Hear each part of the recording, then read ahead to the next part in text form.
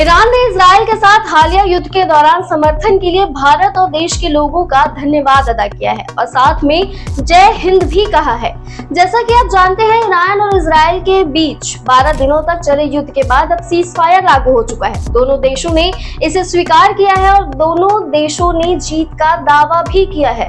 इस बीच नई दिल्ली में ईरान के दूतावास ने सोशल मीडिया प्लेटफॉर्म एक्स पर बयान जारी किया है और धन्यवाद जताया है।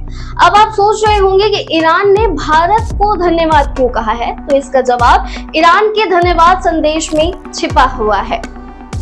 इसमें लिखा गया है कि इजराइल शासन और संयुक्त राज्य अमेरिका के सैन्य आक्रमण के सामने ईरानी राष्ट्र की जीत के अवसर पर नई दिल्ली में इस्लामी गणराज्य ईरान का दूतावास भारत के सभी महान और स्वतंत्रता प्रेमी लोगों को प्रति हार्दिक आभार व्यक्त करता है। इसमें सम्मानित नागरिक, राजनीतिक दल, संसद के माननीय सदस्य, गैर सरकारी सदस्य, धार्मिक और आध्यात्मिक नेता, विश्वविद्यालय के प्रोफेसर, मीडिया के सदस्य, सामाजिक कार्यकर्ता और सभी व्यक्ति शामिल हैं जो ईरान के महान राष्ट्र के साथ मजबूती और मुखरता से खड़े रहे। ईरान इजराइल में युद्ध विराम के बाद जारी बयान में आगे कहा गया कि इस जबरदस्त आक्रमण के सामने ईरानी लोगों की दृढ़ता सिर्फ अपनी मातृभूमि और राष्ट्रीय गरिमा की रक्षा नहीं थी, बल्कि संयुक्त राष्ट्र चार्टर, मानवीय सिद्धांतों और अंतर्राष्ट्रीय कानून के मूलभूत मानदंडों के गंभीर उल्लंघन के खिलाफ प्रतिरोध का प्रतीक थी।